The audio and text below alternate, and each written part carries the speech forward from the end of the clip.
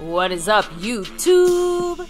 My Cowboys family here, bringing you guys the latest update on our very own Dallas Cowboys. And of course, as always, thank you so much for joining us here tonight.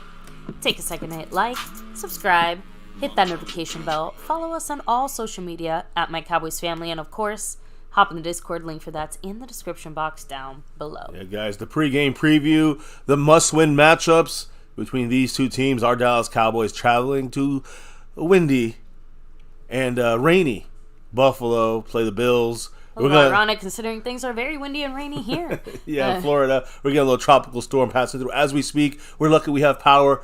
But no matter what, we try to go live every single day and night here at My Cowboys Family and break down the news, info, and our updates on our beloved Dallas Cowboys on that quest for 6 and beyond. Micah's heating up. We got our offense going. We got to stop this offense. And again, be aware of that defense they got over there. A pretty good one. So we're going to talk about that today. And I'm going to tell you some keys that we're going to do. We're going to need to do at least more than half of these keys. Out of the 8 keys I got, we got to use at least 5 of them. And we'll win this game.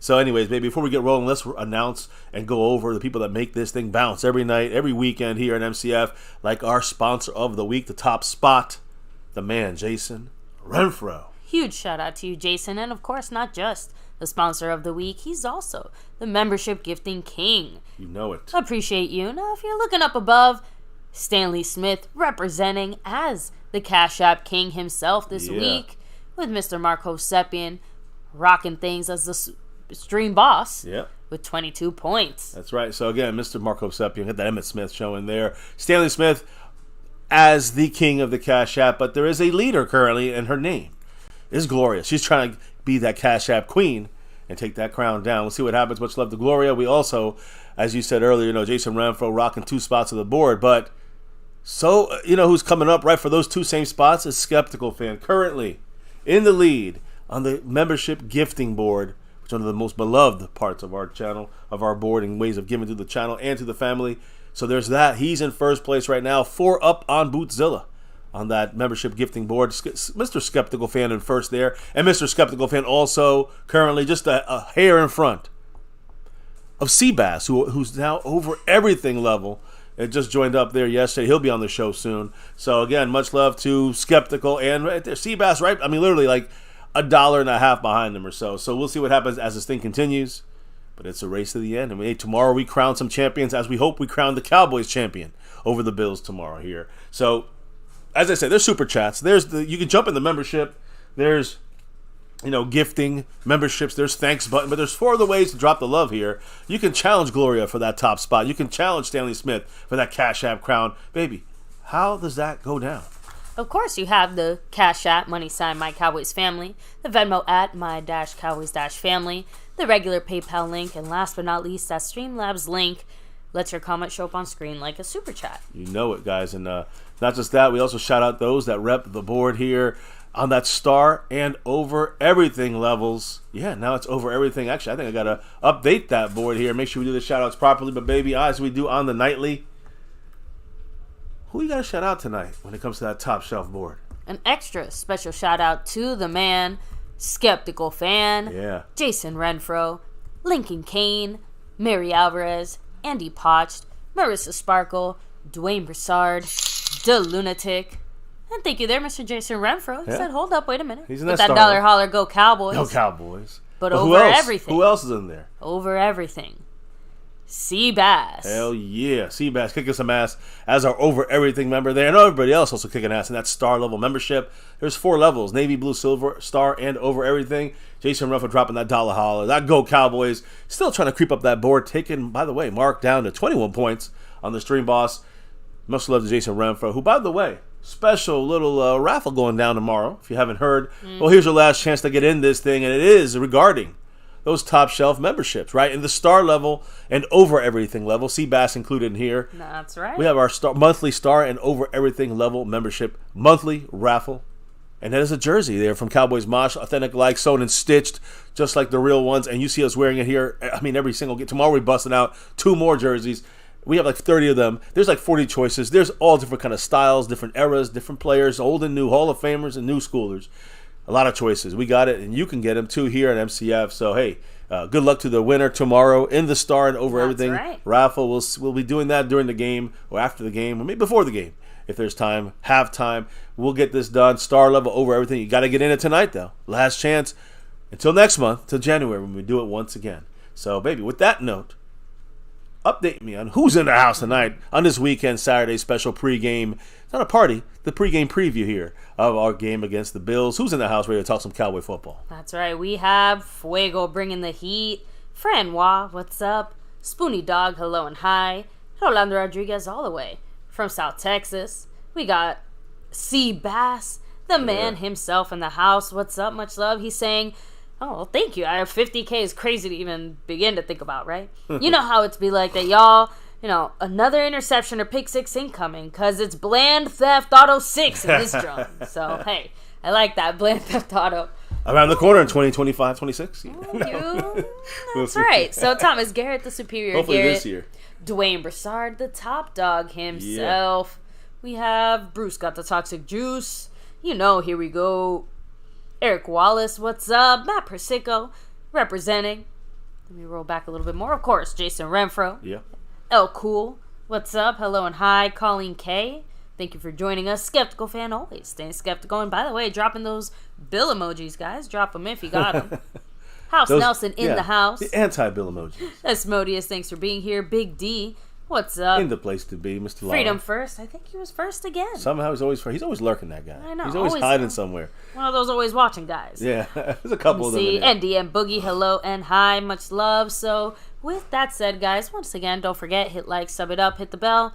But baby, let me kind of hand things back off to you. Yeah, it's almost a Cowboy quickie tonight. But more importantly, guys, there was some football today. 3 football games, and let's start with that. First off, kicking off the early game, the Bengals and the Vikings. Hey, listen, Vikings went down. That's a good thing for the Cowboys. Bengals came back. Vikings were winning 17-3 in the third quarter.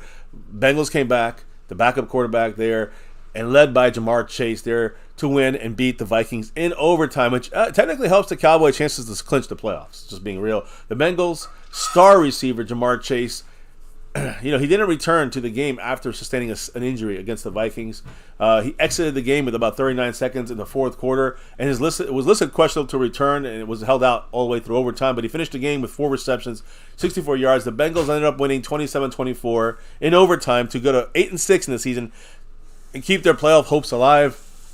While the Vikings still have playoff hopes alive, they dropped, and now they're, again, a lot more in danger of missing the playoffs, so they're making that trek a lot harder for them. And, hey, we're going to clinch the playoffs. We know that. We just win, we're in. But the Vikings, any of these other teams trying to catch us for that 5th seed, if we have to go to that spot, well, probably ain't going to happen. We're solidifying that just by these other teams. It's not good enough when it comes to that 5th seed in the wild card spot. Now, second game of today was the afternoon game was the Colts-Steelers game. Steelers at the Colts.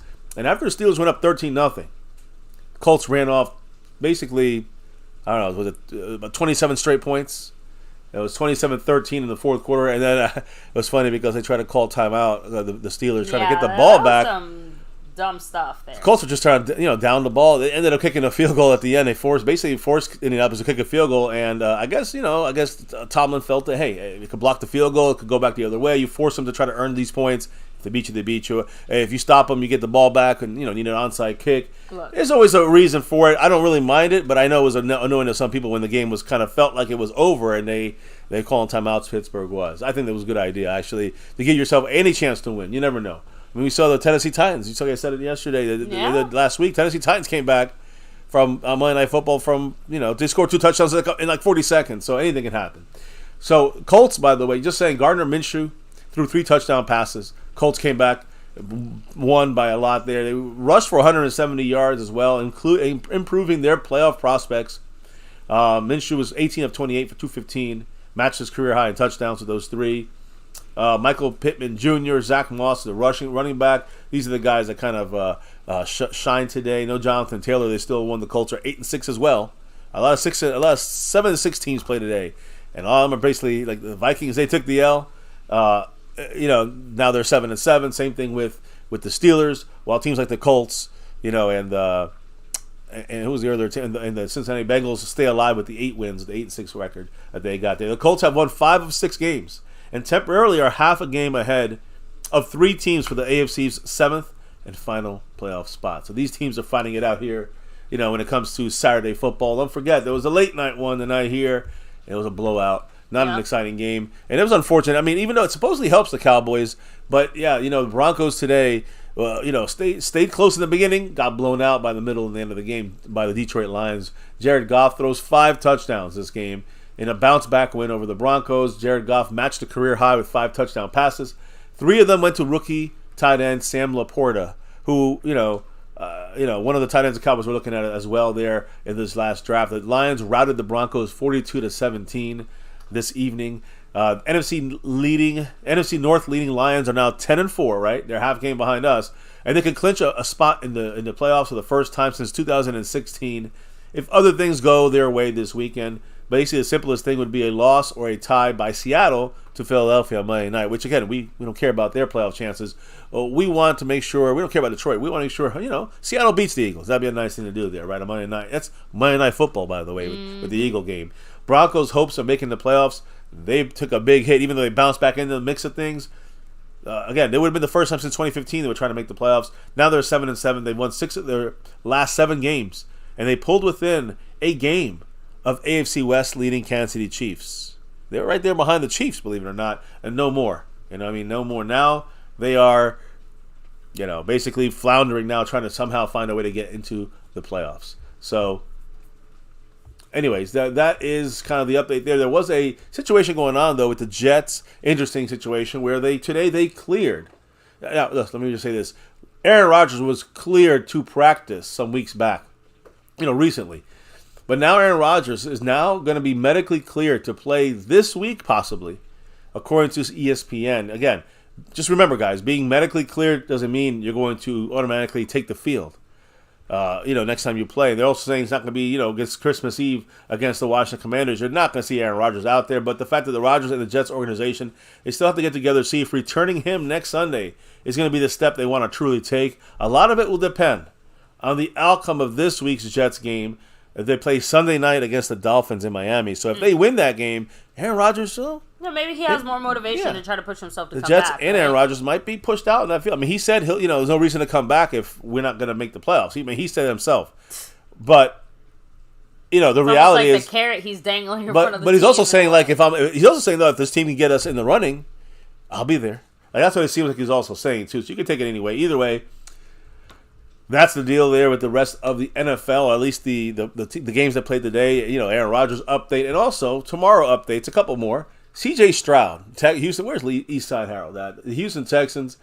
C.J. Stroud, quarterback, is out officially today with a concussion for the game tomorrow. Oh, that sucks. It's going to be Case Keenum starting at quarterback for the Houston Texans tomorrow, and that's going to be it makes their job tougher to try to I'm going to say stay in the playoffs. In the playoff race or make the playoffs, which would be a big jump for them, going from one of the worst records to get in the playoffs. So now this makes their jobs harder to get in there without their rookie sensation quarterback, C.J. Stroud, now out with a concussion. And one last thing, the Eagles, fuck Philly. The Eagles security chief, Dom DeSandro, who got in trouble last week, who's allowed to be at the stadium and not allowed to be on the field. Yeah. He's getting no sideline access for the remainder of the NFL regular season. And again, that's a set thing. But that's the phone guy? That's like I got a fight with Dre Greenlaw from the Niners. So that is a situation there with him. He's not allowed back on the sidelines for the rest of the year, but he may return during the playoffs, they're saying. So in playoffs, that's his punishment ends there. Also from the Eagles, which is crazy here, Jalen Hurts. Looks like he got sick after Micah sacked him. Jalen Hurts is now having the flu symptoms. He has an illness, and he's not practiced today. He's expected, though, to travel and play against Seattle on Monday night. That's the understanding. So, he's got an extra night to get ready there. Hurts will be there. I don't know if he'll be 100%, but he's got to play with some flu symptoms. We know Micah did. Let's see how Jalen Hurts does. I do want to throw this out there, though, because I've seen a lot of Micah's out here spreading illness and stuff. Guys, if you roll back the timeline and you actually hear which Cowboy player got sick first, you know who it was? Dak Prescott. It was actually Dak Prescott. He said in that interview he did with Jason Garrett that right after that Seattle game, he had the flu. So do the math. Yeah, he's the one that started now we're all sick as him. He started off all the Cowboy illnesses in the facility, apparently, which is really unfortunate. And now it's spread Not just to the Cowboys, but to the Eagles, through Micah, right? So, anyways, the point is, yeah, they got a lot of problems going on there. Whether it is their security guy, the chief of security, we talked about him not being allowed on the sidelines. Jalen Hurts, he's going to be not 100% there with the flu symptoms against Seattle on Monday night. A really big one came up though today, and it's Eagles' number one cornerback Darius Slay. Today he underwent arthroscopic knee surgery and will be out at very least Monday night against the Seattle Seahawks. Okay. But he is expected back by the end of the regular season, so I'm thinking maybe the last week of the season, maybe playoffs, he should be back, Darius Slay. But that's a big hit for that Eagle defense. And they're already having issues in pass coverage, don't they? I mean, they're like 29th in pass coverage. Now what are they going to look like? What are they going to look like now when they lost for the Eagles. They lost their best coverage guy. So, again, they could get Darius Leonard. He can't cover. But Darius Slay can, and he won't be there at least this week, and maybe against the Giants twice and the Cardinals once. We don't know. We'll have to wait and see. But that definitely is a big hit on the Eagle, already crappy pass defense. Yeah, let's see how much advantage other teams can take of that. If I was every other team, I'd attack their secondary consistently. And Geno Smith or Drew Lock, whoever's the quarterback, get to doing that Monday night. That's what I want to see. We said it so many times during the game. We were surprised we didn't attack more in the pass game in a general sense, but that's just because we weren't expecting our run game to be so freaking good. Yeah, we got rolling on the run game too against the Eagles, and that basically had their Eagles cooked. Now, no one's going to be cooking this game against the Buffalo Bills tomorrow with the weather going down. The winter weather in Buffalo is a big headline this week. Why in football? Because it's the Cowboys. I mean, we go there once every 8 years. At least that's the way it's always been. So, again, I think we the last time we played them it was in Dallas, and Josh Allen kind of beat our ass there. So, but the winter weather is usually not a big headline. It is this time, especially in Buffalo, not a big headline, except it's the Cowboys. And that's just saying that's the reason why, guys. So let's look over it. What's the weather going to be? We talked about earlier in the week. It's going to be kind of clear, a little windy. 45, 50 is the high. Well, we got the updated numbers now. I literally did it myself, guys. Rainy conditions expected tomorrow, the entire day, but it starts around 3 p.m. Eastern, which is an hour and a half before our game kicks off. It's hard rain, 50% chance at 3 p.m. It gets, again, the game starts at 4:25 at Eastern time. Remember, we got to keep this on the East Coast now. 3 o'clock, it's raining, 50% chance. At 4 o'clock, it is raining still, 60% chance. So we're getting 2 hours of a lot of rain on that Buffalo Bill field. All right? Sunset is at 4:42. So we're talking about like 30 minutes, 25 minutes after kickoff. The sun sets, so it's going to be dark. It's going to be rainy. And at 5 p.m., 60% chance rain. 6 p.m., 60%. 7 p.m., 60%. Guys, it's going to rain all fucking game. So expect it. It might be on and off here and there. It does get lighter around 5 p.m. Eastern. So you look at maybe the second half, maybe end of the second quarter or in the middle of the second quarter, it might slow down a little bit, the rain. And then the second half, it should be a little less rain. But as of now, this moment, it's going to rain hard 3 to 4 to 5 o'clock, all right, for 2 hours. And around 5 o'clock, it's going to kind of lay off a little bit. The temperature, 50 degrees. At kickoff, it's going to be about 49. And it's going to drop to like 48, 47 by the end of the game. So the weather is no problem. The wind, another deal. Between the game, it's going to be between 5-mile-per-hour winds and 16-mile-per-hour winds. I'm hearing more 12 to 16-mile-per-hour winds with gusts up to 37 miles an hour. So affects the passing game for both teams and affects the kicking game, punting game, but it affects Aubrey and his streak. All this is now up in the air, and you got to have a kind of a different mindset, in my opinion, going into this game against the Bills because of the weather, and you got to establish that running game. You're going to hear me talk about it in a minute, but you got to establish that running game because what happens in the playoffs when it's raining, snowing, or windy? We gotta see this team win, not just win, but how we win this game is important. Much love, by the way, to the great Mary Alvarez dropping thank you, that Mary. 5 on it. Now Marco Seppian in danger of losing that stream boss with 16 points remaining on that stream boss. What did Mary have to say? Hello, everyone. Hope everyone's doing great, MCW and MCF. What's up? Hope everything's well and that the weather, storm isn't too bad y'all's way. God bless you all. So thank you, Mary. It was it's been some craziness over here, but thankfully, you didn't lose power, which was the big one, even though a little flicker here or there, but all good. And just still waiting for the rain to stop. It's been nonstop. It's been raining all day, but we get a lot of rain in Florida. Usually it's on and off, like it stops like 5 minutes, and then it rains again in an hour. It doesn't rain so consistently, unless so, there is like a storm. A lot of on and off here in Florida, but with this tropical thunderstorm, we're getting wind gusts like 40 miles. But look, it's really weird for this time of year. Yeah, it is, but listen, it happens. We're fine. We're good. Thank you guys. We're just lucky we could even. I know like people down the street from us have lost full power. And again, it seems like the worst is over, so knock on wood, we're in good shape here. But, we're also saying there's going to be a little bit of a storm going down. I'm more concerned about right now going down in Buffalo. That's why I said it's a little ironic that in both places the weather is like very similar in a way. Rainy. Like, it's a little bit warmer here. And windy. Yeah. It's rainy, windy. It's a 30-degree difference there from there to here. But, hey, you know what? The Cowboys have to overcome this, and guess what? In a playoff game, when it means so much more, it could be at San Francisco, it could be windy or rainy. It could be in Philly, it could be windy, rainy, and snowy, or snow. I'm just saying, when you look at those possibilities, this is the best chance we're going to. Because again, the only other road game, well, I guess we got the Washington Commanders, but the Dolphin game next week is going to be sunny. It might be rainy, but it's going to be in the the better side of things when it comes to the cold mix, the wintry mix. It's not going to be like that at all, of course, with Miami. And then, of course, we have, the Washington Commander game, which could be a little practice for the playoffs as well. I say establish that running game, and I don't even like to establish the run, but I'm curious how the Cowboys will keep the pass-first mindset throughout a game where it's going to be very hard to catch the ball. It's going to be rainy. It's going to be windy. 80% of chance, basically, the whole day. Yeah. 50 to 60% chance rain throughout the game. Dropping a little bit after halftime. Let's just say. And by the way, Seabass had made a joke saying, not a joke, but a comment about he's like, do you see that lick on Pittman? My God, the man's died and came back. I said, sorry, I didn't see it because all the games put me to sleep today. I did see it. I was being sarcastic. And, we all had the games on. Steelers hit him, and DeMonte Casey was the one that came down at him there a little bit cheaply there, and it was a bad hit. I know, Casey was ejected from the game, by the way. A lot of lame games today. Yeah, I agree. For them. Well, that first game came back. That was exciting. And then I guess the Colts coming back and then blowing them out after the second half of that Colts game, it was like, the last half and game after that were much more boring. Real minds, Dustin Roberts, what's up, MH? Yeah, I agree. We definitely needed the rain here. Just, not all at once. It's about buckets full. Anyways, we're rolling here, guys. Let's keep it going. Because we talked about the weather in the game, but now what about who's going to be some of the players showing up? Roster moves. Yeah, who's going to be there? Roster elevations. We knew it was going to happen, baby. We figured that we'd get a Davis, Carl Davis Jr. elevated from our practice squad for one game.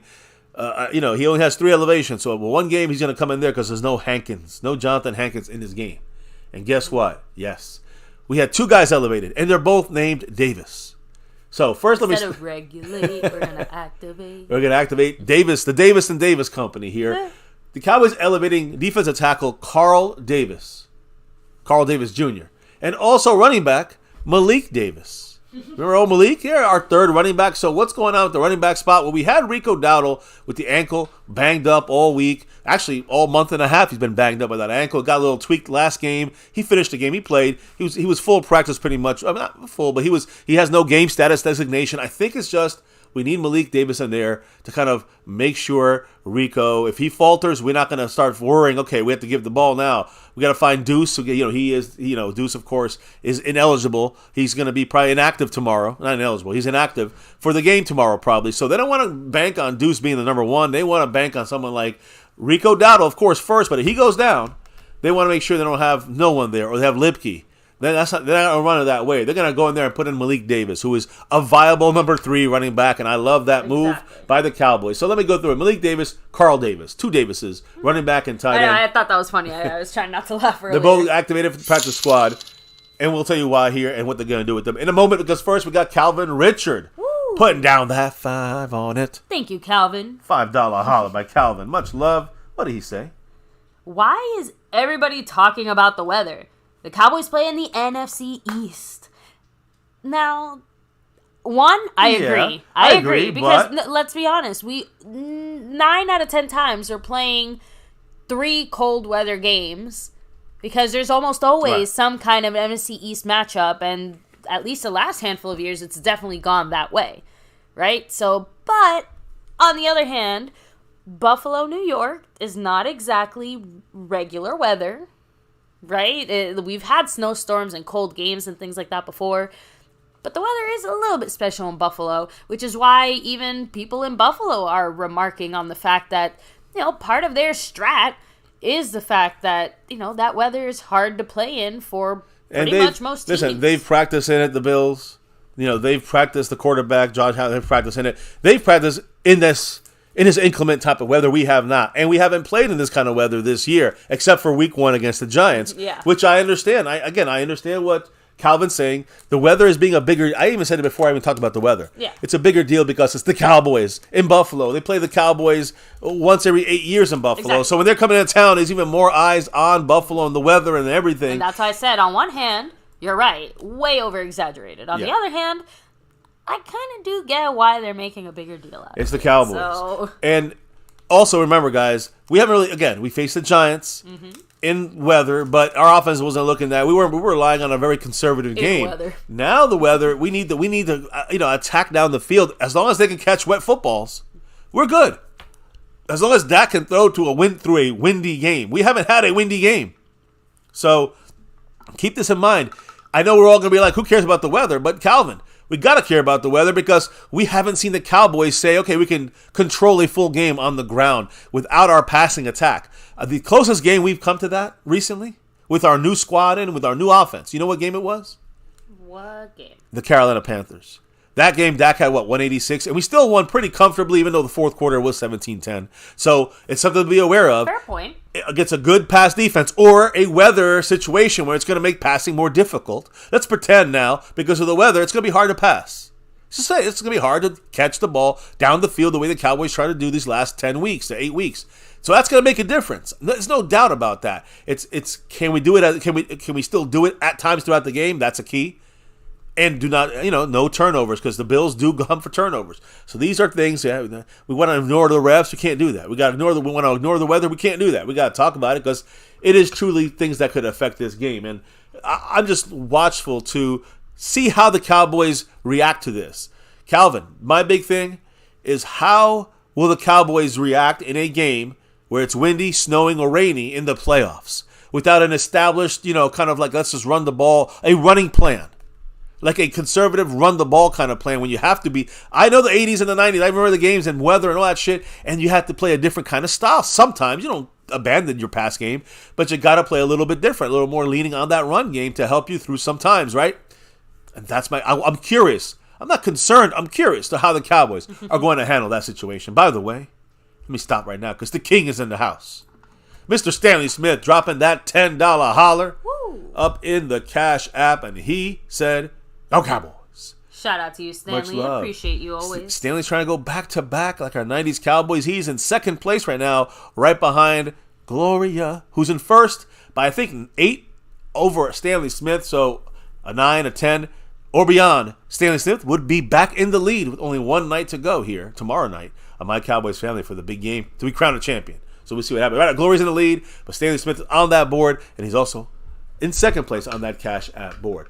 I'll update that in a moment with all the names, Mary Alvarez and Jason Renfro. Make sure I think he's still in the same spot, and of course, Mr. Stanley Smith. But let me just finish first about the two guys we're bringing on. All right, Carl Davis, defensive tackle, and Malik Davis, running back. Both from the practice squad. Both are being elevated. Jonathan Hankins out. That means that we're going to use, like we said, Mozzie Smith. I told you guys at the beginning of the week. Now we got confirmation. But Neville Gallimore is going to be utilized in that position there. And then Carl Davis Jr., he's practice squad, but now he's going to be active for this game. He is 335 pounds. He's a big guy, and his frame is needed as a security backup here in case Mozzie Smith goes down, Gallimore gets hurt, or they're not doing their jobs. Exactly. We got at least Carl Davis, a guy who's been in the league a little bit. He's a big guy, and he can take on, hopefully, some of these double teams. Hopefully, he's better than Tari Poe. That's all I'm hoping for. So, with the expected rain, this game, it's not just for the Cowboys, for the Bills, you got to have a run stopper for our defense. Also, with the rain, we need another running back. We're going to probably lean on the run a little bit more this game than we're used to. It'd probably be normal and average in the NFL with the running. But we're going to probably lean on that run more than we're used to doing because of the weather.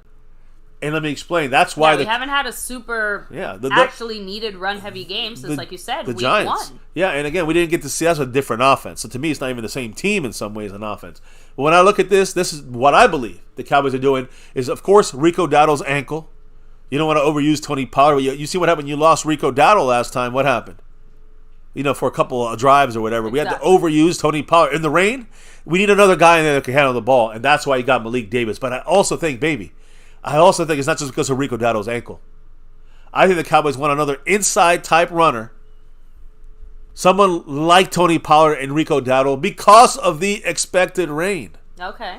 It's not just the ankle injury, it's the rain, in my opinion, that we're going to lean on the run more. Yeah, this is already a sign that we have made tweaks and adjustments since those earlier offensive days, right? Yeah, and I do believe this is the key for the Cowboys to maybe, again, they're not going to just rely on running the ball, guys. Don't fool yourselves. But I do think this is an opportunity for the Cowboys to maybe find ways of getting the running backs more involved. Pitches, outside, inside runs, quick throws, screens, but safer stuff to the running backs, and you're bringing more guys to the table now that can do these things in case it's injury, in case it's needed. But by the way, this is also both guys' first first elevation. Oh, good. This is going to be Malik Davis's Cowboy debut. I'm sorry, this is not his debut. I'm sorry, it's Carl Davis Jr.'s Cowboys debut for the first. He's number 90. What did I say his number was? Number 93? 98? No, 98. You're right. Yeah, number 98. So you see 98, that is going to be Carl Davis Jr. Again, he's debuting this game his first time elevated. I think Malik Davis was elevated once earlier this year, if I'm not mistaken there. But basically what happens there with the windy... I can't remember, but... I think he was up there one game with us. Again, windy conditions, favoring the running game for both teams. That's why you got Malik Davis elevated there for his second time, who will provide depth behind Rico Dowdle, who, again, been playing through these ankle injuries. And again, Carl Davis Jr., the contingency plan. With Jonathan Hankins of the ankle and the knee issue, being inactive and out for this game, he's your third guy behind Gallimore, and then Gallimore behind Mozzie Smith, the rookie. Big day, big opportunities for some of these guys, especially a rookie like him. I know. Honestly, these are the types of moments you never know. Again, not expecting any of these guys to go out there and look Micah Parsons-esque, right? But these are those times where younger guys get to flex, show their skills, and show why they are part of this team, right? Hell yeah. I mean, have we ever not appreciated our depth more than when we saw guys like, Diggs go down? Just saying, because you're all kind of talking about it. Bland has, surpassed expectations and then some. Yeah, but, also the last couple of weeks took a step back a little bit. I'd say 2 out of the last 3 weeks. But, he seems to be finding himself. I think we acknowledge that, it seems like maybe it was more of an overuse issue. Because the second he got to rest just a little bit more, he came back and looked great. Yeah. So, anyways, the point is that the Cowboy defensively speaking here, I think the Cowboys are ready for, they have planned for Mozzie Gallimore inside, going and stopping that run. And I'm looking forward to that. By the way, I have to do another shout out here, baby. Because the man, Stanley Smith, in the house again, dropping 17. Brandon Aubrey, dollar holler right there. You know what I have to say about that? I'm saying go Cowboys. And he never go Cowboys. Never missed again, right? He never missed again. Stanley Smith never missed again. I'm gonna update the board here. He's flying up the board, but he is first place officially now over Miss Mary Alvarez. Miss Gloria, who was in first place, not anymore. Stanley Smith has jumped her. And he's in first place on that Cash App board. And he's like top 3 or 4 on the overall board right now as we speak. So much love to the great Stanley Smith. Yeah, I guess when you update the board, I'll do a little mini commercial break here. Yeah, that's Remind everyone to take a second to hit like, subscribe, hit that notification bell. You guys can also follow us anywhere and everywhere at MyCowboysFamily. Of course, hop in the Discord. The link for that's in the description box down below. And let me see, what else? Am I forgetting anything? Well, the leaders on the board today. Of course. Or the people repping it. Shout out to Jason Renfro, sponsor of the week. Guess who's the membership gifting king? Oh, wait a minute. It's Jason Renfro. Thank you, of course, again, Mr. Renfro. Up above, Mr. Marco Sepians repping it. He's hanging on, he's right? got a Micah Parsons style 11 points. Ooh, it's close. Someone could take that. Ooh, and of Stanley Smith. Representing the crown is, right? The Cash App King. Do you happen to remember who the leaders are? I'm just curious. It's a test for you. I know Skeptical Fan just got surpassed recently, didn't he? No, he's right there with Seabass. Him and Seabass were up there for the top spot. There we go. While Mr. Skeptical is first place on the gifting board. And the leaderboard, when it comes to this, we know the overall is a battle there with Skeptical and Seabass, but in the Cash App side, we had Gloria. Guess who's just surpassed Gloria? Okay. Stanley Smith. No, just say like. You said okay. No, say Stanley Smith surpassed Gloria, and he's in first place, trying to go back to back. Am I supposed to say not okay? Like it wasn't a question like that. But anyways, anyway, I was like asking who it was. You said okay. I'm like okay. Anyways, hit up the chat real quick. Look, we have our jobs here at FCF, and I have to admit, remembering some of those things, that's your duty. I got it for the most part. I got it. You know what I remembered? Davis's number, 98. That's true. There you go. That's what I remember. There you go. Hey, that's what we need. It's teamwork. I'm messing with you. Anyway, you know, I have to kind of agree with Retro Scotty. I'm seeing some of your comments back and forth. He said, Deuce has been disappointing, but what do you expect from a 6th rounder? It was already a long shot, you know, and we knew going into the Deuce Vaughn experiment that it was just that. We were taking a chance on a guy that probably would have been undrafted otherwise.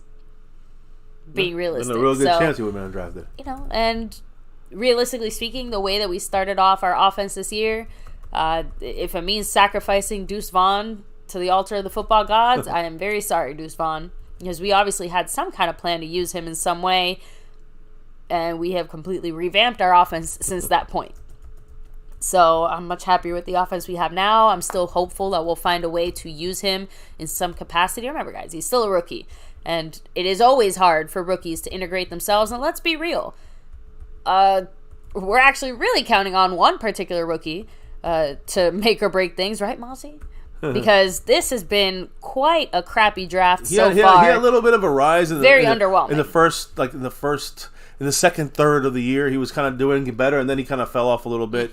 But hey, listen, I think he'll take his opportunities now interior and make something of it. I think that you'll see some of what Mozzie's going to bring to the table here for us in this game. So, no, let me go ahead. AC Pioneer saying we needed and still need offensive linemen. And yeah, you know, I am still on we're getting an offensive lineman in the first round train. I'm a full believer in that. Maybe the second round, depending on how things go. Just because the Cowboys we never miss on a first rounder. We have a long history of being pretty decent with getting offensive linemen in the draft. I just can't believe the Cowboys would risk not getting some kind of first round talent. But I don't know. I guess it kind of just depends on who else is available by the time we draft. And, you know, when you have the 32nd pick in the draft, you're basically getting a second rounder anyway, right? Yeah, exactly. I mean, you know. But, you know, I know. I mean Super Bowl. I was going to say, I'm like, I hope you're picking up what I'm putting down here. I know your meaning. FCF fan. We want that 6. You see my shirt. By the way, Stanley Smith, he just dropped another 1, 2, 3 Brandon Cookins. He's cooking right now with Brandon Cooks with that $3 holler in the Cash App. And by the way, just so you know, the man that's the king of the Cash App and leading the whole way, he is currently on that overall board. He's in 3rd place, right behind Seabass and Skeptical Fan. So Stanley Smith breaking out of the pack, and now he's just like that. I think he's like 22 back on 1st place on the overall board. Stanley Smith coming with it. Appreciate you, brother. And as always, go Cowboys. He's feeling the weather with us here. I know that. I know. Much love, Stanley. Mike, on that work grind. Glad you're able to chill now finally. Who's that? Mike Aldana just got off of work, having a late dinner. Bruce said use Deuce in our 1 yard push. They can't see him. Instead of a tush push, a Deuce loose. A Deuce loose play. The Deuce fell out and it's loose. Hey, I wanted to stay with our defense for a quick second here. As you know, again, that stream boss is hanging there with Micah Parsons, so that reminded me about our defense. And baby, I know we watched a little preview of what's coming up. Ed Werder put out something, and you will see it tomorrow, guys. NFL Countdown on ESPN. You can watch it. We'll give you a little preview of it right now.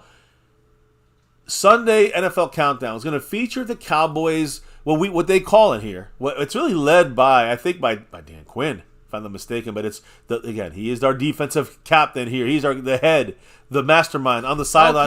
My captain. It's Mr. Dan Quinn, DQ, and he's got a thing he's got going on called a takeaway wall. I call it a turnover wall of turnovers. Now, when I hear that, no offense, I'm thinking like, you know, the pastries. Like, I'm thinking, ooh, wall of desserts. Now, it is a wall of treats because it is kind of cool the way they're doing it. Takeaway. Yeah, I mean, I'm saying like it's like you know what turnover. Yeah. No, I know. I said takeaway first, and then I said I call it a turnover wall. I know, and I know. And that's the part that reminds you. I get it. No, I'm saying, but what Dan Quinn, I call it a turnover, wall of turnovers. But I know it sounds. They call it the takeaway wall. Dan Quinn calls it a takeaway wall. What is that? What are we taking away from this? Well, it's a takeaway wall. It's what the players will take away from it, but it's also about turnovers and takeaways. So again, special access by Ed Werder and the Cowboy defensive players are going to be on that. They're going to be talking with guys like Deron Bland, DeMarcus Lawrence, others out there, and this access they're getting here, it's basically Dan Quinn and the players. You know, they put together this scheme. They all in the same room, like they work together. It's almost like a sleepover, like at the facility, and you know they go to a special place in the building there where they actually scheme and also celebrate the art of takeaways, the art of the takeaway. And it's officially an art. It is officially called the takeaway wall. So what is the takeaway wall? It's a spot at the start in the facility where the players only go. Only players access to there, players and coaches, of course. It's a spot in the facility. You don't see this on your tours, where each turnover in every game is celebrated with a photograph and then an autograph of the player who took the ball away. So you get, it's like, hey, look, almost like even if you're a lesser player, it's like, look, I'm a star. I got my autograph here. Everyone sees it. I made my mark to this defense. Every player who has some kind of takeaway, big, small, or anywhere in between, it's important. That is important. You have contributed to your team. You do deserve to be recognized for doing that shit, right? Yeah, for baking those cakes, those turnovers. Yep. No, it would be like having a touchdown wall in the sense of, it doesn't matter if you're, the number one receiver or if you're like that random offensive lineman that, is designated on that one random ass play you do. And if you get a touchdown, that's points for your team. And you contributed to the win if you're, If you curse a turnover that costs touchdowns, that's also a thing. Not just a pick six. Exactly. But that to me is where... saying that I understand why they celebrate it, especially because obviously defense, let's be real, when you're on offense, it's easy to celebrate touchdowns. They happen a lot more often than a turnover. So, these guys talking, by the way, it was Deron Bland, Tank Lawrence, and Marquise Bell. All three guys kind of spoke about this and talked about kind of what they do, saying how does this thing work when it comes to this quote-unquote takeaway wall. And I guess I can play this. I mean, you see, now I have the whole chat thinking of turnovers. Pastry turnovers instead of football turnovers. Why so I love it. But let me just see something here because again, I think that she's my cherry pie. Let's see if I can play this. I wonder if they'll ding us on this. Do you think they will? Yeah, they dinged us last time we played a song. Not a song. I'm gonna play a little audio here. Oh, let's see. You want that picture up there every This is the takeaway wall, guys. You want that picture up there every week, so when you go out there, you competing against your brothers to go get that takeaway. So when you come in on Saturday, you get that picture that you can sign and put on the wall in front of everybody. Say, for instance, I caused the fumble and he picked it up. We get to sign a picture together. At the end of the season, we get to take these pictures home with us. We get to exchange them amongst teammates. We do that every week. Right before the games, we just go in and look at the balls that we took from the week before, and we're going to go in the mindset how much more we can get next week. There you go. I just wanted to bring you guys a quick thing because that's those three, and it's good that they explain. Like DeMarcus Lawrence said, he caused a fumble on one play. Somebody else recovered it. They both signed the picture. So everyone gets credit here for the turnover wall. Yep. You help get that takeaway, that turnover. Guess what? You're on that wall. You get to be a superstar for a moment, and it's a really great way of that kind of. Oh shit! There I am. There's that was freaky. Yeah, but you heard me in two different places. But I'm just saying, I think that's a great idea by Dan Quinn. We haven't heard about this in a while, or at all, really. I haven't heard about this. This is the first time, so don't know how new it is. It sounds like it's been done before because DeMarcus Lawrence, all of them said after the offseason, we take it home and we exchange it and we talk about it. And so it's not Dan Quinn's first year there. Well, no, so I'm I agree. No, he maybe started that tradition because we've never heard about that before. So. Again, it's interesting that after 4 years, we're finally hearing about this from Dan Quinn. So. Again, just something to watch for tomorrow on NFL Countdown on ESPN. I'm not a biggest fan of Ed Werder, as you know from my previous videos I put out there. But anyways, my point is it's worth knowing about since it is something that's not that known or common knowledge. So I like that little piece of information. So do I. So, and yes, retro. As soon as you said that, I'm like, oh, that's the first thing that came to mind. By the way, Fuego, insane because I was the only one who saw it happen live. Hey, guys, we've been sick. Like extra sick all day. Extra sick now. Thankfully, the night quill, the day quill, the whatever quill, is finally doing its job here. So we were really rallied for this stream. But for most of the day, we were on and off, just basically sick, trying to not die. Trying to sleep through the games the family was kind of half napping when that play happened. And I was the one that was like, holy shit, what a catch. Oh, yeah. That Higgins catch. Higgins, I know. I kind of nudged Mr. MCF. I'm like, you have to see this. You have to see this. That was insane. So, since it's an AFC team, good for them. Yeah, I mean, they beat the Vikings. That helps us. Even if it's in a way that we just don't even really need the Vikings' help anyways. But look, the point here is, right now... You know whose help we need? Who's our help? Own. Why? We got to help ourselves. Our Cowboys just got to win our games. We win, and let everything else fall where it does fall. I want to talk about the final part of our stream tonight, the keys to victory. Must-win motherfucking matchups against the Bills, and it's not that hard to figure out. And I'm going to add in the rain in the mix here, guys, because we got to talk about it. We talked about defense here, right? Are you saying we got to beat the weather? Yeah, that's another. We got to beat the refs. We got to beat the Bills. We got to beat our own mistakes. We got to beat the weather. That's more things to overcome. Yes, the blind refs and all the other. But hey, these refs are supposed to be helpful to us. We shall see. I want to focus on right now, Micah, what he's going to do to this Bills defense, to this Bills offense with our defense, because this is one of the matchups that could change the game. Very true. It won't be on every single snap, but star pass rusher Micah Parsons could put the Bills' right tackle, Spencer Brown. I talked about him. He's solid, but he can really fuck him up in a bad situation several times when they go into pass protection. Micah Parsons, as we know, is incredibly quick off the snap, but combines speed and power to challenge any offensive tackle in many unpredictable ways. Spencer Brown has been a lot better this year than in his first 2 seasons here in his third year, but he's still prone to a bad beat in pass protection multiple times in a game, and much more often than his fellow offensive lineman. He's a strong run blocker, but man, he's one of the weaker spots. Osiris Torrance and him on the right side is their weaker spot when it comes to pass protection. Kind of get him in a bad, bad rhythm. He kind of ends up getting stuck in some of that bad rhythm. Shout out real quick, by the way, to Skeptical Fan with his $2 holler. You know what he said? Let me hear it. Cowboys 24-20. Ooh. Final prediction score. Close one in the rain Cowboys. there, right? In the wind and rain. Much love, Skeptical Fan, with that. J. Lou 2 taking Marco Seppian down to that Kayvon Turpentine tomorrow.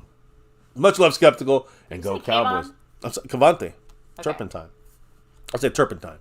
Anyways, much love, Skeptical. By the way, just to reiterate, he's officially all by himself in first place over Seabass, currently on the overall board.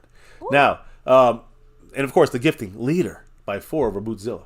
But I want to go back to Micah Parsons real quick because, again, I'm focusing on his matchup. Okay. With a lot of times he's going to come from the left side. He's going to be matched up against right tackle Spencer Brown, who, again, in pass protection gets beat more than the other offensive linemen for the most part on that offensive line. This guy here, Spencer Brown, he gets caught thinking through the move that's currently coming at him, and he sometimes reacts late. That's music to my ears, and Micah should be feasting tomorrow. They're going to have to probably plan to chip him, block him, extra guys to help him, because Spencer Brown's going to have some issues when it comes to reacting. See, that's his issue, is reacting to the move. And Micah's so fast, I don't think he's going to be able to react at all to what Micah's going to bring. So he gets caught, this opponent to Micah, Spencer Brown, he gets caught thinking through the move. He, again, especially against an explosive pass rusher like Micah Parsons. Mm-hmm. There's going to be a lot of potential for either a clean win, almost untouched for Micah, if he's the only guy going at him. If he goes up to the outside of Spencer Brown, who, again, if he gets too far in defending the edge, Micah's going to just do a quick counter inside move.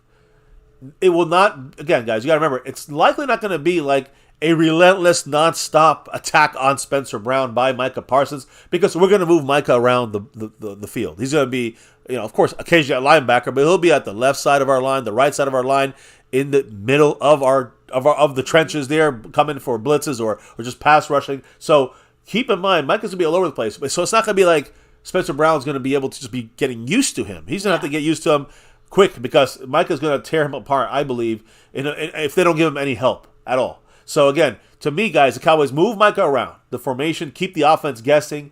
But if Micah has some early success against Spencer Brown in the right tackle spot, I think the Cowboys, I think that Dan Quinn may just keep Micah mostly on that defensive left side of our team. Flipping over, moving, Tank goes to the other side. By the way, Matthew Ranshaw, welcome to the family here at MCF. Thank you for summing it up. Much love. Go Cowboys. But I just want to finish that. Again, if he has success against Spencer Brown early, Cowboys, Dan Quinn may keep him more so on the left side of the defense to maximize the chances of a Bills turnover, which we know that they give up. Fumbles and interceptions, they're one of the worst in the league at giving up the ball. So, real quick, let's do a very quick favor here for Mr. Skeptical Fan who missed the injury update. Oh, yeah. I mean, it's similar to what we knew already yesterday. No Hankins. Rico Dowdle is cleared for the game, but the Cowboys moved up Malik Davis, running back. I think not as much as it is for Rico's ankle. I think it's as much for the weather and leaning more on the run maybe this game than most. So I think that's you got Malik Davis moved up, and of course no Hankins, which means we move up Carl Davis Jr. Two Davises moved up, elevated. He's been moved up to the active roster for tomorrow, so he'll be playing as I think behind Mozzie and Neville Gallimore. You might get some Carl Davis, number 98. Thank you, baby, for that reminder. That's really the only updates on injuries. On our side, their side, it's the same thing. Micah Hyde out for the game. AJ Espinoza, he's out for the game. And they got a couple guys kind of questionable. We'll see how that goes, but it's pretty much starter-wise. That's it. It was the same thing as yesterday, so with no real changes there. Just two guys we elevated, which means tomorrow we got to sit, I think, 6 or 7 guys as inactives tomorrow because we have, an extra 2 guys onto the list. So, onto our thank roster. you, Snug X. Appreciate that. Snug. By the way, Stanley Smith said Dallas 30-20. Ooh. I like that number. I like the 28 to 30 at most 30. I was going to say, I feel like I'm a little bit more on the skeptical fan side of things in the sense that lower? Overall lower scoring game, partially because of the weather. So I think both teams are not at their best when they're not able to pass as much as they want. Yeah, and that's the thing. When they throw that ball, right, you're going to get guys, by the way, Mark, down to Aikman 8 on that stream, boss. But when you start passing that ball in the rain, so forget about the Cowboy defense, how dominant we are. Pass defense, pass rush defense, running defense, we're 13th, but, running, stopping that. But it's important that rain, it's going to hurt our offense. It's going to hurt their offense, too. I don't care how used to it they are. It's going to hurt their offense. They're going to have to just bounce a little bit more, rely more on the run. Yeah, snow is very different than rain. Yeah, I agree. But I'm saying in this rain game, it's going to be slippery. It's going to be a wet, cold ball. And you got to remember, guys, it's going to hurt them, too. So you were saying this, about, the way that we have to pass rush. If they throw the ball, my goodness. Micah should be back there within second. In the rain, he should be tearing up any offensive lineman. But again, that could slow down the quickness of our defense, the rain, right? So that's something to be weary about. But when they have to lean on the run, I think we have to watch a matchup in the middle. And again, we talked about the new guys, Carl Davis, moving into the mix there where Mozzie's going to be playing. You're going to have some Neville Gallimore. But we got to watch for Osa Odigizua against the Bills' rookie right guard, a guy we wanted here over Schoonmaker, Osiris Torrance, rookie from Florida. Buffalo Bills offensive line has performed above average this year protecting Josh Allen, but there is still a major weak link that the Cowboys can exploit, and that's at right guard. I just talked about right tackle. And with Micah, Spencer Brown's going to be dealing with a lot. He's not going to be able to help Osiris Torrance. Guess what that means? Osiris Torrance against Osa Odigizua, who is one of the best interior defensive linemen at getting penetration, stopping the run, and getting pressure in the pass. Osa should be showing up this game against rookie Osiris Torrance. It sways heavily in favor of number 97. And again, Osa is one of the better pass rushers on the definitely, if not the best, one of the better interior pass rushers on our defense, and maybe in the league for sure. So to me, is an advantage here against their right guard. If Micah is collapsing the pocket, whether the right or left side against Spencer Brown, it doesn't matter. DeMarcus Lawrence on the other side, if these guys collapse the pocket, when they step up, Osiris Torrance's right guard spot should be infiltrated by Osa Odigizua, who should be stepping up and making a sack, making life difficult for someone like Josh Allen, and not letting him escape and running the ball forward and getting some yardage. That's going to be a key in keeping Josh Allen guarded. Osa Odigizua is one of those guys. It's going to be not assigned to him, but he's got to be watching for those plays when the pocket collapses. Josh Allen's going to go forward, and that's where Osa should be. Attacking right guard, rookie, Osiris Torrance. So again, it's gonna, if the Cowboys consistently can crash the edges when the Bills throw, and use Osa inside, that's going to be the way that the Bills offense will even have more issues finding any kind of rhythm offensively. I also want to throw in there when it comes to Josh Allen, number 17, He's totaled an NFL best 35 touchdowns this year. That means receiving and running. So he's thrown for 3 less than Dak, but I think he's run for 10. Okay. So, again, this is his 4th consecutive season with 35 or more touchdowns, total touchdowns in a season. He now joins Brett Favre. Allen has done this in 2020, 2021, 2022, and 2023. Okay. He joins Brett Favre from 94 to 97 as the only players to ever record 35 or more total touchdowns 4 years in a row. You figure it's easy, but it ain't that easy. No, it is not. Yeah, so we got the pass game down with the rain. You know what the keys are to victory here. Micah, Osa. What about Marquise Bell? Because to me, Marquise Bell is a major, major piece of what we need to do in this game here. When it comes to slowing down number 4, their running back, James Cook. A guy I've been talking about all week. In this rain, it is even more... Guys, I cannot stress... This to me is maybe the biggest, most vital key of this game for our defense. James Cook, number 4, continues to become more and more involved in the Buffalo Bills offensive game. He has 4 consecutive weeks with 100 or more scrimmage yards. That's running the ball and receiving the ball. Heading into this Week 15 game against the Cowboys, James Cook has been the most dangerous player recently for the Bills in their passing game. So they're gonna give him screens. They're gonna give him outlets and safety blanket play. He can make something happen, especially slipping and sliding on the open field there in the rain. So again, the good news about this is that when it comes to covering, coverage from our linebackers, which means mostly tight ends and running backs, that's who they usually they don't cover tight ends. These linebackers, our linebackers, Marquise Bell and Damone Clark. But let's stay on Marquise Bell for a second, guys.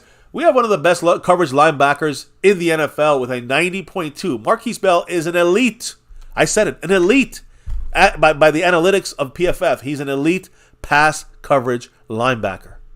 Marquise Bell has a 90.2 rating there according to PFF.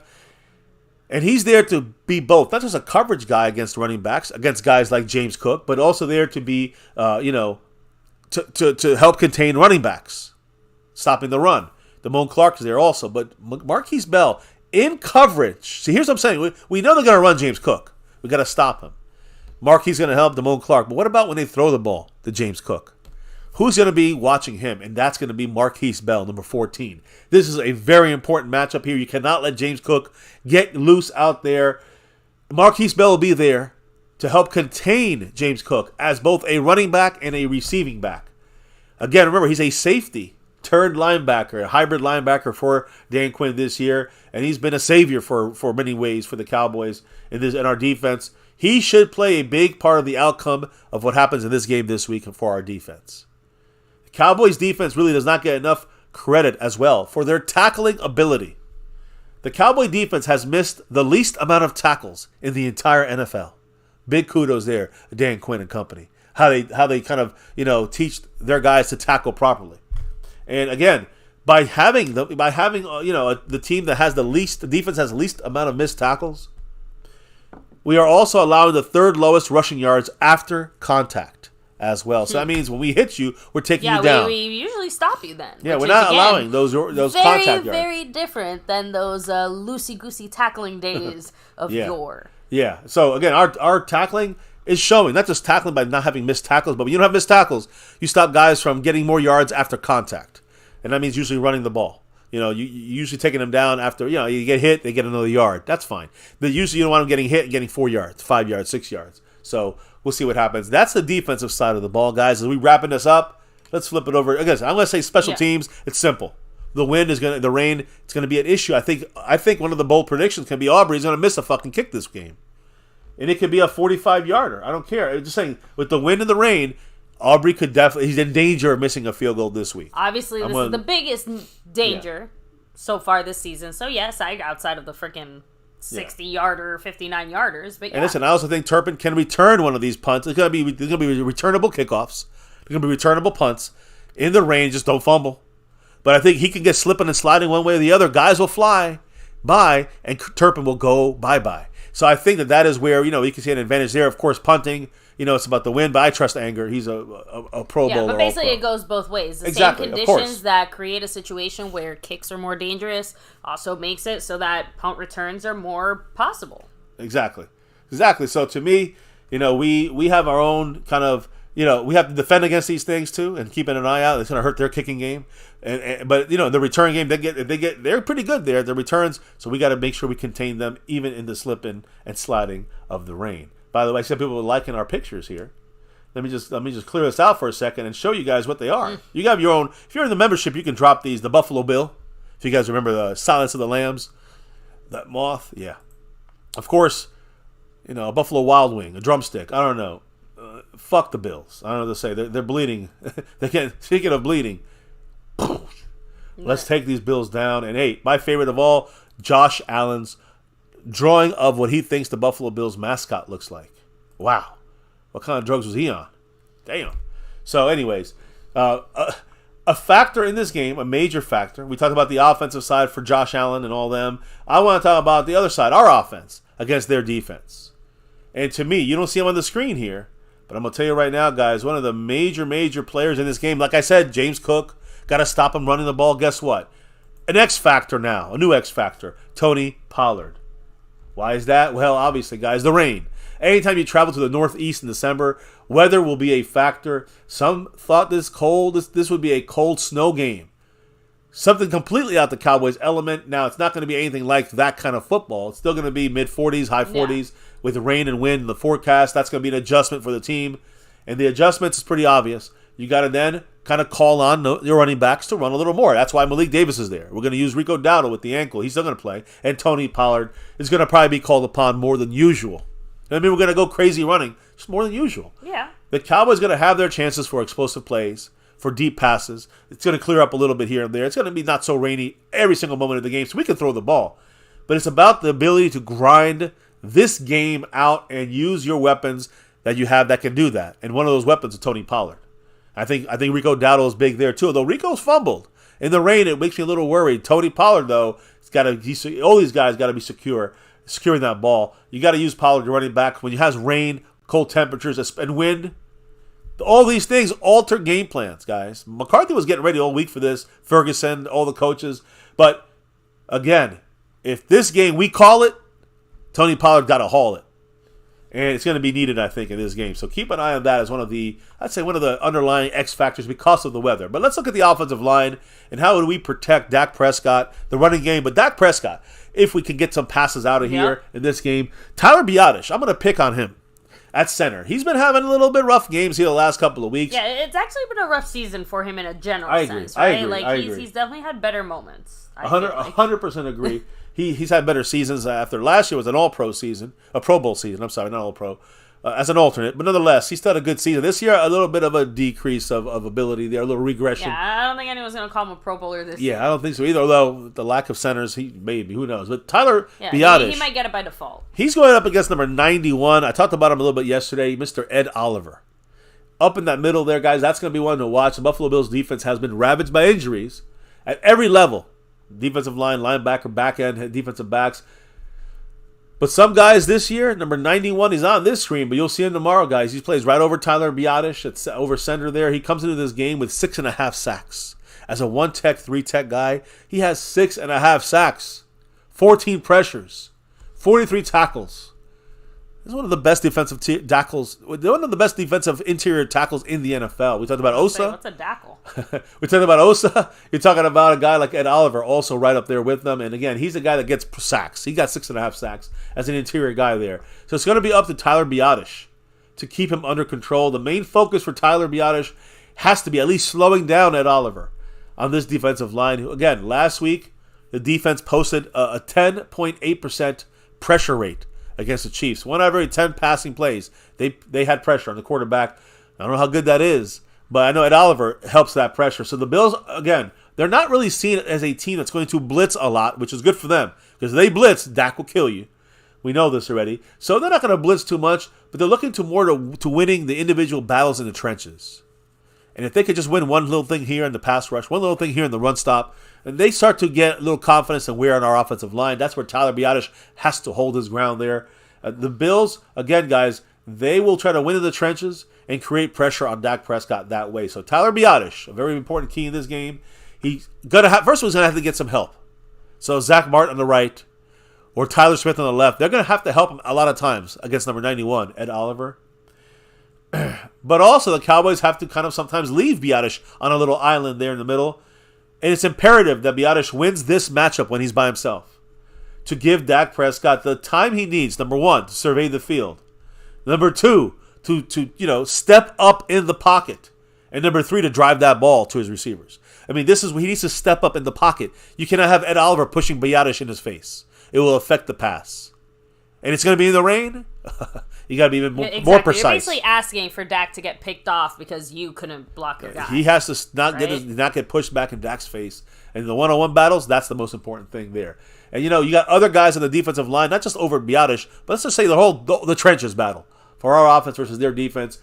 Really, you got guys in there right now. When you have one spot kind of looking like it's open with AJ Epineza, he's out for this game. You got guys, Poona Ford, trying to find a way in there. He's too old right now. But you got Kingsley Jonathan. I talked about him yesterday as an option pass rushing. Ford is the more impactful defender at this stage of his career. But, again, one of the Bills, they've utilized him more often, Poona Ford, who is a much-known name, but he's a lot older now, than a Kingsley Jonathan. But at the same time, they have all year operated with a 5-man rotation. 5 men as an edge rusher. So in our case, it'd be like DeMarcus Lawrence, Micah Parsons. You get like Sam Williams, Fowler, and then throw in another guy in the mix there. Okay, I'm just saying, you just throw Chauncey Golston. I'm saying you throw in 5 guys in the mix in the rotation. They got 5 guys pretty much all year. They lost one of them. AJ Epineza is gone now, so they're going to be using Kingsley Jonathan, Poona Ford. Shaq Lawson is a rotational player. They're not going to use him too much. And they don't want to put more on Von Miller's plate right now than necessary. He's still continuing to try to come back from his 2022, fully come back from that 2022 torn ACL.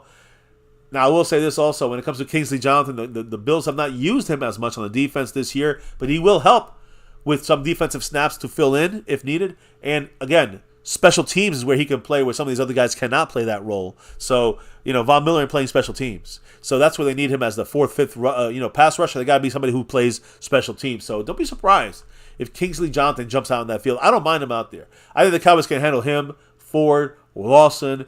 Von Miller's the one tough guy, but he won't be 100% even if he plays. And everything I'm hearing, he ain't playing tomorrow. So, again, we know he's got the domestic violence thing over his head.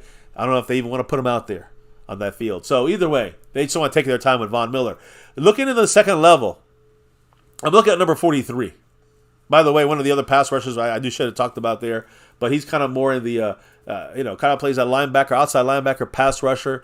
And he could present problems there. Number 56, Leonard Floyd, formerly of the Rams. But Leonard Floyd, number 56, he's their leader in sacks with 9.5. So he'll be on the other side.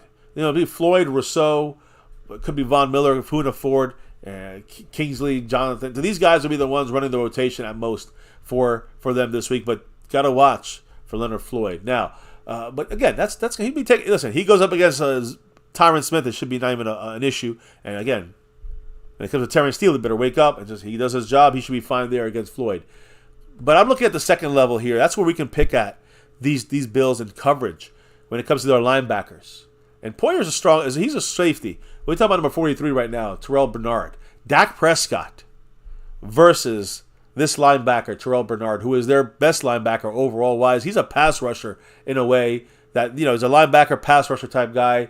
And the narrative for Dak is he struggled. I wouldn't say Micah-esque. No. But he just got a similar Micah role. He does both jobs that Micah does. He's not necessarily playing the way Micah's playing. But he does the similar role. Right? So Dak, again, the thing, we talked about it yesterday, Dak struggles against zone coverage. These guys play 2 safety high defense most of the time, and Dak has destroyed it this year when it comes to 2 high safeties. So zone coverage, Dak struggled supposedly in the past, but now this has changed this year thanks to scheme changes after week 6 from Mike McCarthy. Dak is seeing the field much better. He's been able to pick defenses apart regardless of if it's man, zone, whatever coverage is thrown at him. If there's one place that Dak can do damage in this game, it'll be on the ground when the Bills drop into their zone coverage. What do I mean by that? Well, you didn't want to say Dak throwing the ball in the rain? Use your legs. Take a page out of Josh Allen's book. Josh Allen can run. He's going to scramble in the rain. And he's going to hurt us sometimes in those 3rd and 4s and 3rd and 6s. He's going to look, step in the pocket, run out of there, and get a first down with his 6'5" frame. I don't think it's that bold of a prediction for me to say that I think Josh Allen is probably going to be the most effective runner for the Bills. Well, again, Cook is their main guy there, but he's more receiver than anything, really. Even he's a running back, right? Most effective runner. Yeah, so to me, again, even with the rain, he might be their leading rusher when it comes to the game. It might be Josh Allen. But Dak, I think, forget about Josh Allen. Dak needs to learn from that and say, you know what? When there's nothing really there and people are slipping and sliding, get ready to use your legs. So that is my key here. Against the linebackers, when they drop back in coverage, Dak can... Listen, number 43 ain't that big. Dak is bigger than him. My point here is that you got Terrell Bernard. Dak needs to use his legs when he has space and run the ball. When middle linebacker, Terrell Bernard, vacates that area because he drops into coverage. Dak goes back, looks around, he drops into coverage. You got 10 yards, Dak. Take it. So, again, that's one of those things you can use against number 43, as well as the cadence. Here we go. You can change that shit up. Here we go. You can change it up. And you change it up a little bit, you can throw these guys off. They did that to us with Micah Parsons, and the Cardinals did that to us. Showed some teams how to do that and get us off our kind of our consistency there, right? So I think you can do that with someone like number 43 because he will be blitzing a lot or coming in as that 4th or 5th rusher. Even if they don't blitz too often, he's going to slide his... Again, you're going to see Bernard. You know, when you hear the cadence from Dak Prescott. And Dak's going to be able to tell what Bernard's going to be doing. Is he coming as a blitzer? Is he drop back in coverage? Dak could have that kind of advantage over Bernard by using the cadence. So I think that, you know, and Dak can determine if the Bills are blitzing. If they overrun it, Dak can run forward, wait for this guy, 43, to vacate his spot in coverage, and Dak takes those easy 8, 9, 10 yards, slide, baby, slide. And get the easy, whatever, first down, yardage, whatever. Make it a 2nd and 2, whatever it takes. That's what I like to see there. Dak can also see if they're going to blitz or they're going to go and drop in coverage for Dak to run. Dak can slide the protection and make changes at the offensive line in time for his receivers to beat whatever is going. They're blitzing, I got something for you. You know, Dak is going to use the cadence to figure things out when it comes to attacking this linebacking core. And when it comes to the secondary, Jake Ferguson, guys, number 87, another key piece of the Cowboys. The Bills' secondary is definitely less than 100% entering Week 15. They're out. You know, they don't have Micah Hyde. He got a neck stinger. He's out this week. He's still week to week. And starting cornerback Taron Johnson, he will play. I think he's questionable, but he should be playing this game. He has an ankle injury, and he's currently day-to-day. So, again, he should be playing this game. But they're still a little banged up. One guy missing, one guy banged up. So they're going to have to contain CeeDee Lamb, Brandon Cooks, and the rest of the Cowboy receivers, Michael Gallup. They got to contain Tolbert when he's out there. They got to watch the backfield. What if they put Turpin out there? They got a lot of guys to watch for. When you're doing this, guys, you're going to spread out the Buffalo secondary very thin. It's going to leave these poor coverage linebackers. You know, like number 43, he's not really a great coverage guy. He's not a great coverage guy at all there when it comes to Terrell Bernard. When you look at Tyrell Dotson, number 25, he's the other linebacker. He's very bad at coverage too. And who are they going to cover most of the time? Tight ends. When you spread out the secondary, they get no help. That means it's Fergie on somebody single coverage, on somebody who's not even that good of a coverage guy when it comes to their linebacking core. So to me, guys, when they're watching every single receiver, we're spreading their defense out thin, it's going to leave major opportunities for tight end Jake Ferguson to make a big impact in our passing game. He became Fergalicious. Yeah, it's Fergie time, guys. Ferg is the word. He's become one of Dak's favorite targets the last couple of weeks, and he creates a major mismatch against anyone the Bills will use to cover him. So remember what I'm saying here. Ferguson, especially with the rain, you're going to have shorter throws. You want your tight end getting open. You want your tight end, with mismatches. And those are surer plays, right? You're going all the way 20 yards down the field. Anything can happen with the rain, the wind. But you're going a quick 5-yard pass. Ferguson turns around, goes for another 4 or 5 yards. That's perfection right there. So I think that they're going to have trouble covering Ferguson. They're going to be worried about a lot of other people. And so I think when you look at that, it's going to be what's going to be the answer is going to be a mismatch on this field, whether it's through CD or Brandon Cooks or somebody else. But I look at Ferguson as one of the mismatches in the passing game for the Cowboys. The last thing I'm going to go to finish up with a receiver here against their banged up cornerback, Taron Johnson. He's going to have to, again, they're going to have to put like Rasul Douglas on CeeDee Lamb. we could talk about that all day. I mean, CD in the slot will burn him. But it's more about Brandon Cooks. I talked about Ferguson. Look for Brandon Cooks also against a beat up with an ankle injury who's going to play, Taron Johnson. All right, that's their starting cornerback. So keep an eye on that matchup. Taron Johnson is number 7. He's technically a nickel cornerback, but he'll be moving out. If Rasul Douglas comes in there, he'll be moving in and out of that spot there. And playing on the outside against Brandon Cooks will be his matchup most of the time. So Taron Johnson against Brandon Cooks. The Bills' defense plays a lot of cover 2 and cover 3 this year. A lot of that has to do with the head coach and also the fact that he's defensive coordinator Sean McDermott. One of the players the Cowboys brought in to help attack teams that try to drop a lot of 2 and 3 zone coverages over man coverage. Who was the guy that beats that coverage? Who's the best guy that can beat that? Brandon Cooks. He's made for that, guys. When you look at Brandon Cooks, he's been on a tear the last month. His knowledge of football allows him to naturally find holes in zone coverage that gives Dak Prescott much easier throws to make, especially in the wind and rain. We need the Brandon Cooks factor to open up some plays for us. This week, Brandon Cooks against Taron Johnson. Johnson is allowing a 68.3 completion percentage to targets when he's targeted. So he's allowing almost 70%. He's almost 7 out of 10 passes are being caught by the receivers when he's in coverage. Not very good there for him. And that means that you can see Brandon Cooks having a chance to be a weapon in this game, specifically on third downs. And even, I think, also on short yardage downs as well. It would be nice to see Brandon Cooks getting, involved in the offense. I would love to see it. Quick passes in the rain. I think it's going to help the Cowboys against a guy who's not really great in coverage. And again, if the rain's going to slow us down on defense, it's going to slow them down on defense too, right? Mm-hmm. So, again, short yardage, third downs. Brandon Cooks, a possible weapon here against number 7, Taron Johnson. If Cooks can be a reliable outlet for Dak in this game, it will force the Bills' defense to adjust, and that will just open up more things for guys like CeeDee Lamb, who will be facing Rasul Douglas pretty much the majority of the game, which is a good matchup, a tight matchup, a good coverage game. It doesn't make a difference to me. I think CeeDee Lamb wins this matchup, but just the rain is what really slows things down for him to really take. He would have an elite game against Rasul Douglas. Maybe it's a closer game for him, a lesser game because of the rain. But again, if they have to worry about Brandon Cooks at halftime, second half is going to be CeeDee Lamb time. CD TD, baby. Yep. So again, this is how we break down this team. This is how we, my basic thoughts here on some of the major keys for winning this game against the Bills. And if we win, we lose 2 or 3 of these little keys, okay, it could hurt us. It could cost us the game. But if we win 4 or 5 of these keys, I think we can and we will.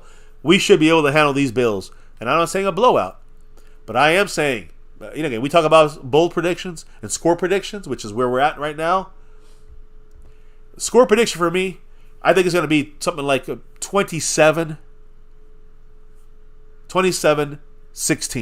Cowboys win by 11. I mean, I don't know if you're going to like my score prediction. I already said it in the chat, but 24-23 Cowboys. Oof, a close one. It is going to be a nail-biter. It's going to be one of those types of games that you almost wish you weren't watching in a way, and not because they're doing so badly, right? But, oh my goodness. What great luck. Thank you, Skeptical Fan, for gifting that membership. The Hood Patriot. And the Hood Patriot was the lucky guy who got it. Wait, what, was he trying to give it to him? Was that the plan? I missed it. Yeah, it's funny because, Hood Patriot's like, oh man, my membership expired. Seabass said, membership lords, get this man suited up. And guess who got it? Skeptical Fan. The Hood Patriot. So Seabass is obviously good luck. Seabass, anything else? Oh, he said you wanna ask the football gods for? Let's get that win, right?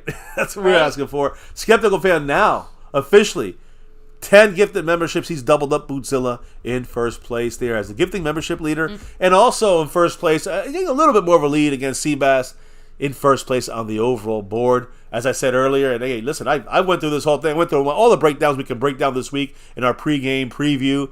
And we're going to talk a little bit more about bold predictions. You just told our score predictions. We want to know your score predictions, your thoughts, maybe some bold predictions about this game versus the Bills. And it's not going to be easy.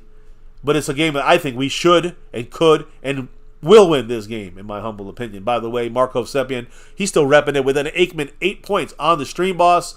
And I didn't want to. I talked about the leaders right now. Again, we got shout out sponsor of the week, Jason Renfro, the gifting king, the gifting membership king, Jason Renfro, and of course Mark again at the 8 points. But don't forget about the king of the Cash App, Stanley Smith, who by the way right now, the king of the Cash App is trying to repeat again there. Sponsor of the week, Jason Renfro. He's on the list. But right now it's a battle between Stanley Smith, Seabass, and in first place, Skeptical Fan. And of course, right now we got Jason Renfro. He's got that sponsor of the week, but he's also the membership gifting king. The man in the lead is Skeptical Fan by 5. Like we just saw him drop it like it's hot right there. Appreciate all you guys, all the ladies and gentlemen here repping the star for everything here, the support and the love for the channel on a Saturday night. As we're closing this thing down here in about 5 minutes, we'll be calling it a night. But I do want to hear any thoughts you had about any keys. I know we just talked about a lot of little keys in the game. I thought so it was just our score predictions, right? Not so much any keys to the game because honestly, we beat that drum to death, especially today, as you went into a lot more of the details and nuances, why we feel how we feel. But if you want to talk some bold predictions, let's go. I think it's going to be surprisingly the day of the third stringer. Hear me out. I think guys like Tolbert and Davis, Malik Davis, let me be specific since we have Carl Davis joining us now, but I think guys like Tolbert or Davis or things like that, I think they're going to get touchdowns in this game. Huh. So, and I know that feels like a very random, bold prediction, but I just think that this is a game where it might be uniquely set up to get opportunities for some of these other guys to score. And part of that is, again, that weather factor, obviously on the Malik Davis side of things, in the sense of, heck, another bold prediction. I think there's also a chance that 3 guys could run it in for a touchdown. Huh. Interesting. Pollard, Davis, and Dak. I like that. I do like that. And obviously that would impact the score prediction. I guess to me, Dowdle is going to get minimal touches. Oh, okay. Really? Because of his ankle? Yeah, well, I think we're going to... Basically, he's probably going to split a little time with Davis. Mm-hmm. And if it comes to an end zone situation, depending on how Dowdle is feeling, maybe Davis gets the chance to... I'm just saying, it's a first and goal.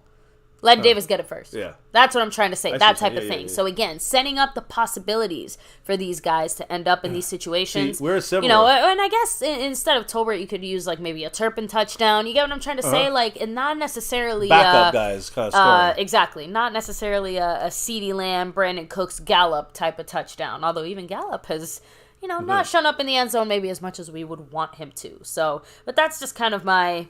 It's kind of close because I was thinking similar things. Well, I think we were thinking it more on the special team side of things, and I know we were talking about it pre-stream, right? I know. Listen, Turpin for a touchdown, of course, that could always happen. I mean, I'm going to say it again. Yeah, sure, it could happen. But I think I'm going to go back to my running back thoughts. Right. And again, we talked about it earlier this week.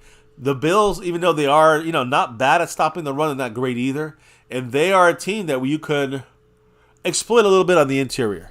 So it's to me, I think, because we have a better... I think our run blocking should be pretty solid in this game. I think because we're going to have to run a little bit more. I think that the Cowboys can run for combined between all 3 of our running backs and Dak included. So I guess 4 guys. Yeah. Dak Prescott, Malik Davis, Rico Dowdle, Tony Pollard, over 200 yards rushing by our running backs and our quarterback and Turpin and CeeDee Lamb if they get some runs. I think our running game will get over 200 yards rushing, and our passing game should get, even in the rain, over 200 yards passing. So if we can pull those up, I think we get 27 points. Now, Mike Aldana said DDP, the Davis, Dowdle, and Pollard. Yeah, the DDP. Or the triple Ds, if you throw in there. I guess Dowdle's you down with DDP? Dowdle. Who was the other one? Dowdle, Davis, and Dak. Triple D, baby. So we'll see. But either way. No? You don't know triple Ds?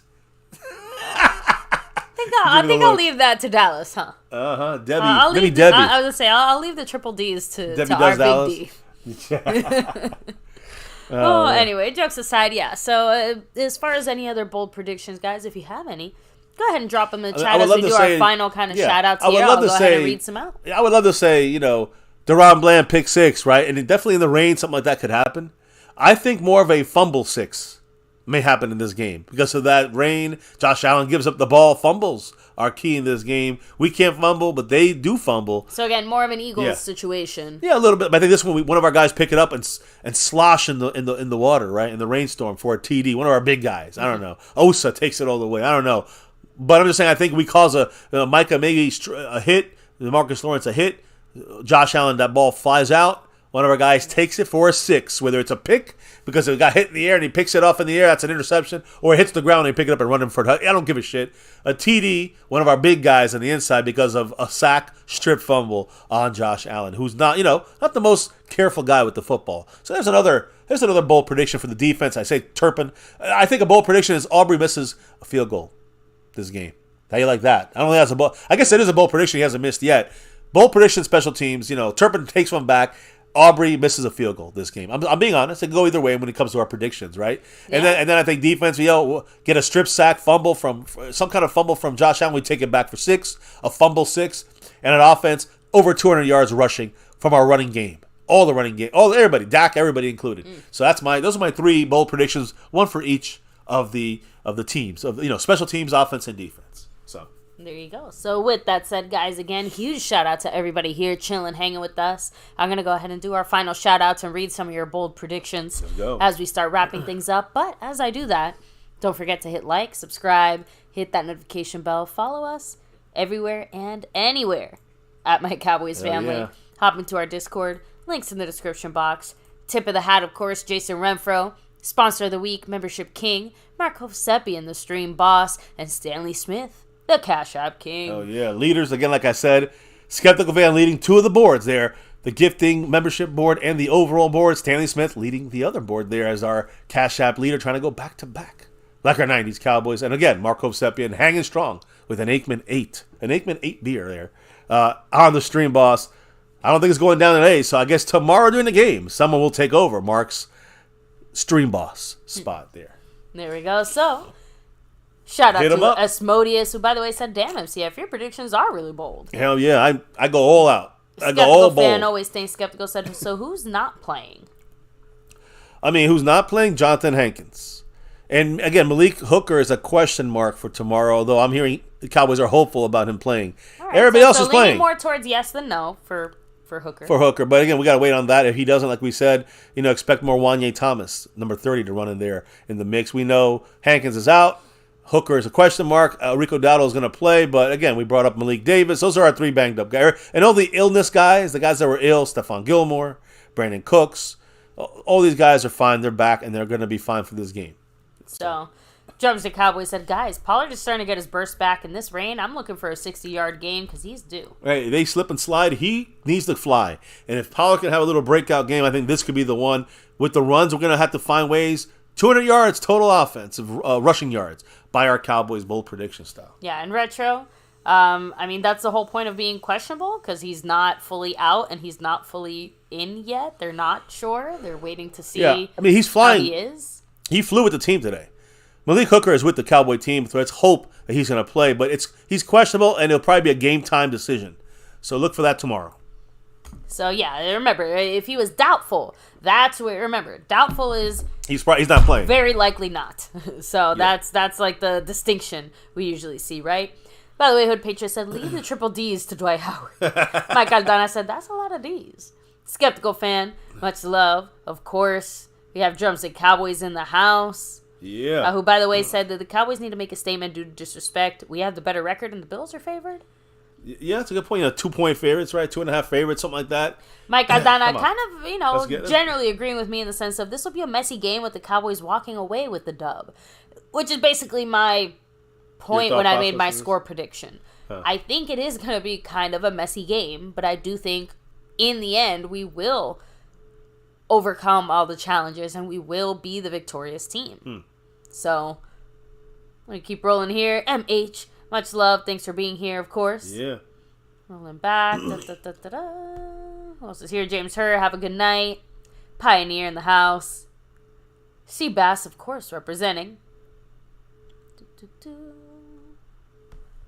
Just trying to go back, make sure I don't miss anybody. Lost in translation, thanks for being here.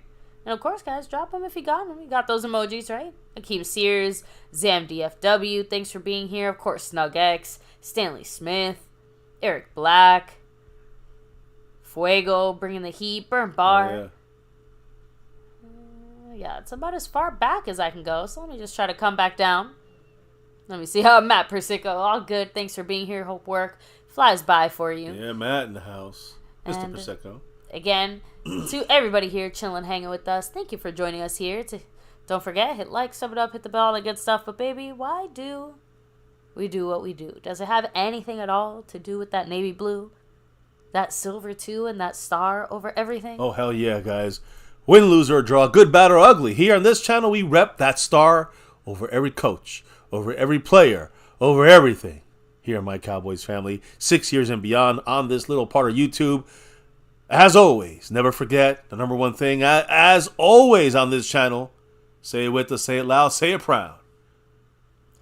Go Cowboys! Let's get that 6 and beyond. We want 6, 7, 8. But hey, let's start with 6 and get it sooner than later, like this year. Come on, let's do it.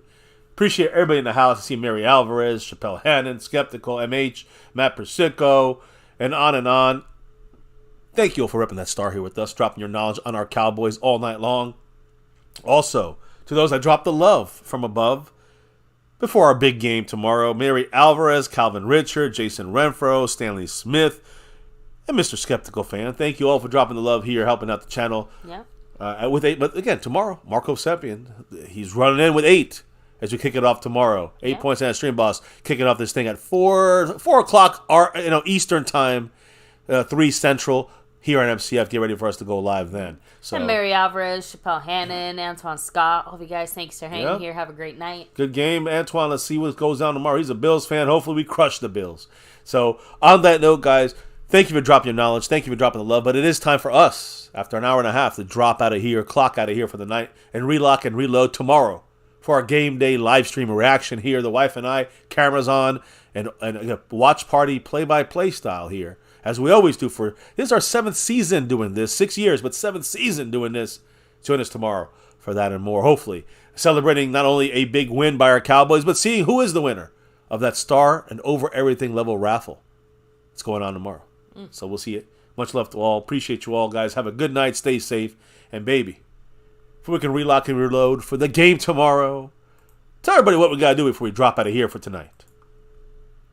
We got to drop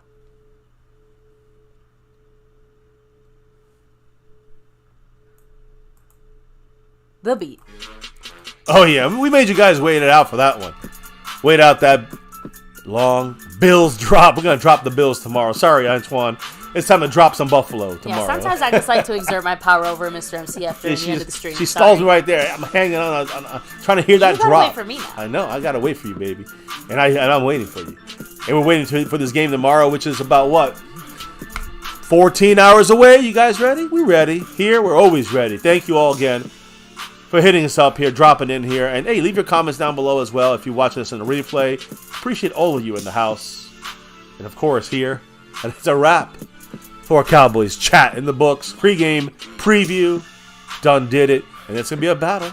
Dak, Josh Allen, CD, Stephon Diggs. They got a running back, James Cook. But he going to get stopped by Micah and friends. Hell yeah, I'm ready. You ready? We all ready. Let's crush the Buffalo Bills and Bills Mafia. Even though we love them, they're great people. But fuck the Bills.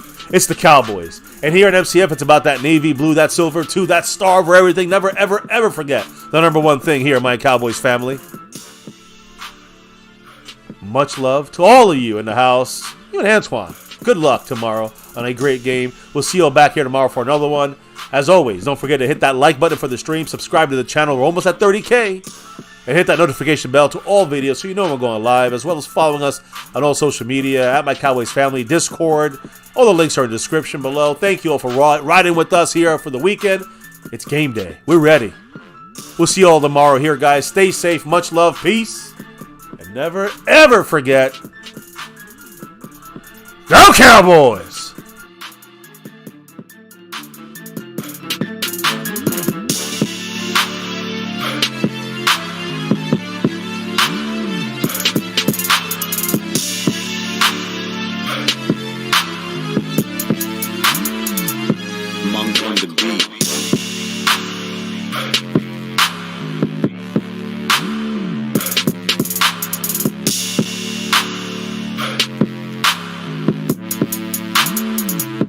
Monk on the beat.